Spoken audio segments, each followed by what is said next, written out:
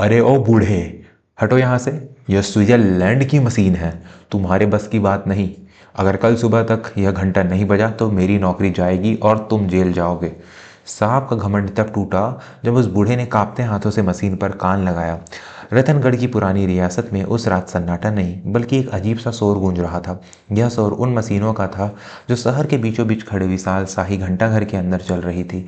पिछले 200 सालों से यह घंटाघर रतनगढ़ की धड़कन था। कहते हैं कि जब इसका घंटा बजता था तो उसकी आवाज़ 7 कोस दूर तक सुनाई देती थी, लेकिन आज आज वह धड़कन रुकी हुई थी। कल सुबह रतनगढ़ की रियासत का 500वां स्थापना दिवस था। मुख्यमंत्री से लेकर विदेशी मेहमान तक आने वाले थे और ठीक इसी मौके पर शाम 6 बजे घंटाघर की सुइयां जाम हो गई थी। घंटाघर के नीचे बारिश से गीली सड़क पर एक लंबी काली गाड़ी आकर रुकी। उसमें से उतरे शहर के सबसे बड़े इंजीनियर विक्रांत मल्होत्रा। 35 साल का विक्रांत, जिसने विदेश से इंजीनियरिंग की थी और जिसे मशीनों से ज़्यादा अपने ज्ञान पर भरोसा था। उसने सूट पर बारिश की कुछ बूंदें गिर रही थी, लेकिन उसके माथे पर पसीना था। क्या हुआ, शुरू क्यों नहीं हुआ अब तक? विक्रांत ने अपनी टीम पर चिल्लाते हुए पूछा। वहां मौजूद 3 जूनियर इंजीनियरों के चेहरे लटके हुए थे। एक ने डरते हुए कहा, सर हमने सब चेक कर लिया, गियर सही है, ऑयल लेवल सही है, स्प्रिंग में भी तनाव है, लेकिन लेकिन मुख्य पेंडुलम हिल ही नहीं रहा। ऐसा लग रहा है जैसे मशीन ने सांस लेना बंद कर दिया है। विक्रांत ने दांत भींचे। मशीनें सांस नहीं लेती बेवकूफों, मशीनें लॉजिक पर चलती हैं, हटो वहां से। विक्रांत तेजी से सीढ़ियां चढ़कर टावर के ऊपर हिस्से में गया। वहां कांच के विशाल बॉक्स के अंदर पीतल और लोहे के हजारों छोटे बड़े पहिए थे। अब उसने अपना लैपटॉप खोला और उसमें डायग्नोस्टिक पार्ट से जोड़ने की कोशिश करने लगा, लेकिन यह मशीन 18वीं सदी की थी। इसमें लैपटॉप जोड़ने की कोई जगह नहीं थी। उसी टावर के नीचे सीढ़ियों के पास अंधेरे कोने में एक एक खिया हुआ कंबल ओढ़े एक बुजुर्ग बैठे थे। नाम था दीनानाथ। उम्र 70 के पार, आंखों में मोतियाबिंद का जाला और हाथों में गठिया का दर्द।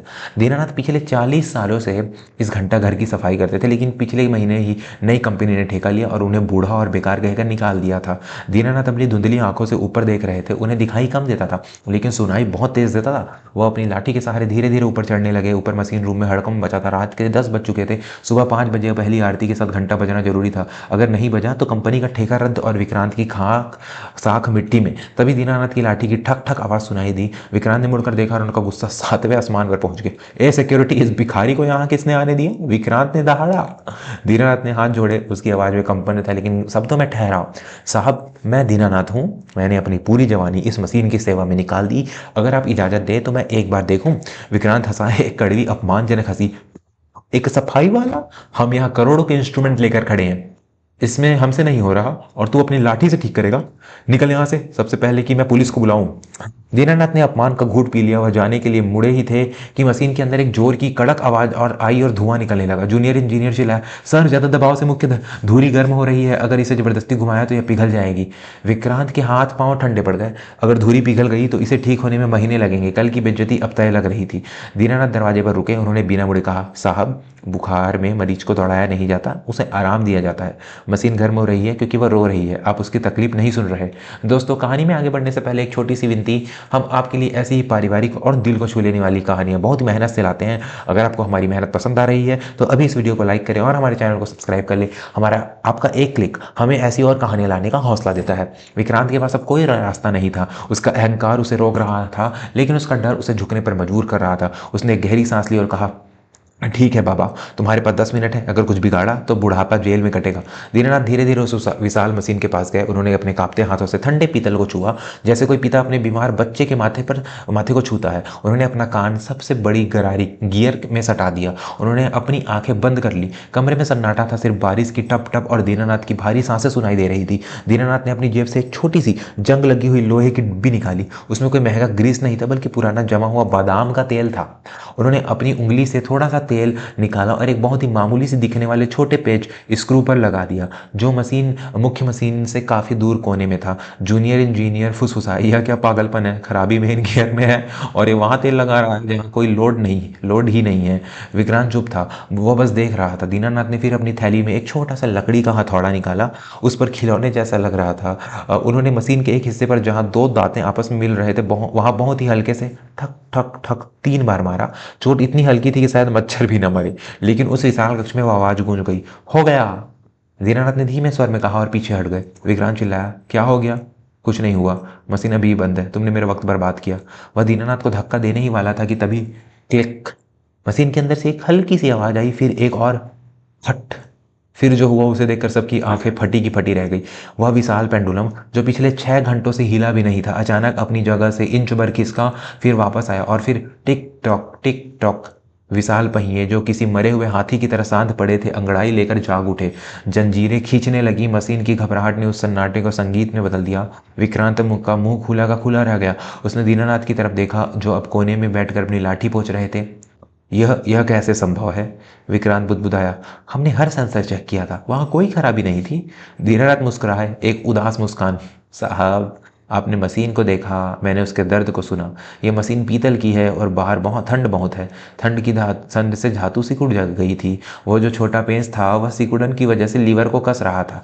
मशीन जाम नहीं थी, मशीन का दम घुट रहा था। मैंने बस उसे थोड़ी सांस लेने की जगह दी। विक्रांत ने इंजीनियरिंग की मोटी मोटी किताबें पढ़ी थी, लेकिन आज एक अनपढ़ बूढ़े ने उसे वह पाठ पढ़ा दिया था जो कि किसी यूनिवर्सिटी में नहीं पढ़ाया जाता। तभी बाहर आतिशबाजी शुरू हो गई। रात के 12 बज चुके थे और ठीक उसी वक्त घंटाघर का विशाल घंटा बजा। टन टन टन। पूरा शहर जो मायूस होकर सोने जा रहा था खिड़कियों पर आ गया। रतनगढ़ की आवाज वापस आ गई थी। विक्रांत दीनानाथ के पास गया, उसका सिर झुका हुआ था। उसने अपनी जेब से नोटों की एक गड्डी निकाली। बाबा, यह लीजिए, यह आपकी फीस है और कल से आप अपनी नौकरी पर वापस आ जाइए, डबल तनख्वाह पर। दीनानाथ ने नोटों की गड्डी की तरफ देखा भी नहीं, वह अपनी लाठी के सहारे खड़े हुए। साहब, पैसा तो पेट भरता है, लेकिन इज्जत रूह भरती है। आपने मुझे भिखारी समझा, जबकि मैं इस मशीन का वैद्य था। मुझे नौकरी नहीं चाहिए। दीनानाथ सीढ़ियों की तरफ मुड़े। विक्रांत को अपनी गलती का एहसास इतना गहरा हुआ कि वह दौड़कर उनके सामने आया और उनका रास्ता रोक लिया। बाबा, मुझे माफ़ कर दीजिए। मेरे घमंड ने मेरी आंखों की पट्टी बांध दी थी। अगर आप चले गए तो यह मशीन फिर अनाथ हो जाएगी, पैसों के लिए नहीं, इस शहर की खातिर रुक जाइए। विक्रांत की आंखों में सच्चे आंसू थे। दोस्तों, क्या दीनानाथ को विक्रांत को माफ़ करना चाहिए? कहानी के इस मोड़ पर अगर आपको लग रहा है कि बड़ों का तजुर्बा डिग्रियों से बड़ा होता है तो कमेंट में जय हो जरूर लिखें, और जिन्होंने अभी तक सब्सक्राइब नहीं किया है वो जल्दी से कर ले, क्योंकि क्लाइमैक्स अभी बाकी है। दीनानाथ रुके। उन्होंने पलटकर उस विशाल घड़ी को देखा। वह घड़ी उनके लिए सिर्फ मशीन नहीं थी, उसकी उनकी साथी थी। ठीक है साहब, दीनानाथ ने कहा, मैं रुकूंगा, लेकिन तनख्वाह के लिए नहीं। मेरी एक शर्त है। मंजूर है? विक्रांत ने बिना सुने ही कह दिया। क्या शर्त है? मेरे साथ मेरा पोता भी काम करेगा। वह पढ़ा लिखा नहीं है, लेकिन उसके हाथों में जादू है। आप उसे अपनी तरह इंजीनियर नहीं, लेकिन अपनी तरह एक इज्जतदार इंसान का दर्जा देंगे, उसे काम सिखाएंगे। विक्रांत ने दीनानाथ के दोनों हाथ थाम लिए। बाबा, कल से वह मेरा शागिर्द होगा और मैं वादा करता हूँ कि इसे वह सब सिखाऊंगा जो मुझे आता है, और उससे वह सब सीखूंगा जो आपको आता है। अगली सुबह जब सूरज की पहली किरण घंटा घर के गुंबद पर पड़ी तो शाही समारोह शुरू हुआ। मुख्यमंत्री ने रिबन काटा और जब घंटा बजाने की बारी आई तो विक्रांत ने माइक थाम लिया। सबको आज लगा कि वह अपनी तारीफ करेगा, लेकिन विक्रांत ने कहा, आज ये घंटा मेरी इंजीनियरिंग की वजह से नहीं बज रहा, यह बज रहा है एक ऐसे इंसान की वजह से जिनके पास डिग्री तो नहीं, लेकिन हुनर का समुंदर है। उसने दीनानाथ को मंच पर बुलाया। वही दीनानाथ जिन्हें कल रात भिखारी कहा गया था, आज हजारों लोगों और कैमरों के सामने मुख्य अतिथि बनकर खड़े थे। मुख्यमंत्री ने खुद उन्हें शॉल उड़ाकर सम्मानित किया। भीड़ में खड़ा दीनानाथ का पोता गर्व से अपने दादाजी को देख रहा था। उसे समझ आ गया था कि असली दौलत पैसा नहीं, हुनर और विनम्रता है। उस दिन रत्नगढ़ ने सिर्फ अपनी धरोहर नहीं बचाई, बल्कि एक बहुत बड़ा सबक भी सीखा था। वो सबक यह था कि नई तकनीक चाहे कितनी भी आगे निकल जाए, पुरानी नींव को कभी भूलना नहीं चाहिए। पेड़ चाहे कितना भी ऊंचा हो जाए, अगर जड़ें काट दी जाएं तो वह गिर ही जाता है। विक्रांत अब बदल चुका था। अब वह जब भी किसी मशीन को देखता तो उसे सिर्फ लोहे का टुकड़ा नहीं समझता, बल्कि उसे सुनने की कोशिश करता। और दीनानाथ, वह अब भी किसी उसी कोने में बैठकर अपनी घड़ी की देखभाल करते, इस सुकून के साथ कि उनके बाद उनकी यह विरासत सुरक्षित हाथों में है। कहानी का सार दोस्तों, जीवन में कभी किसी को उसके कपड़ों या उसकी उम्र से मत आंकिए। अक्सर पुराने ताले नई चाबियों से नहीं, बल्कि एक अनुभवी हथौड़े की हल्की चोट से खुलते हैं। अनुभव का कोई विकल्प नहीं होता और अहंकार ज्ञान का सबसे बड़ा शत्रु है। अगर इस कहानी ने आपके दिल को छुआ है तो इसे अपने घर के बड़ों के साथ ज़रूर शेयर करें। उन्हें बताएं कि उनकी अहमियत आपके जीवन में क्या है।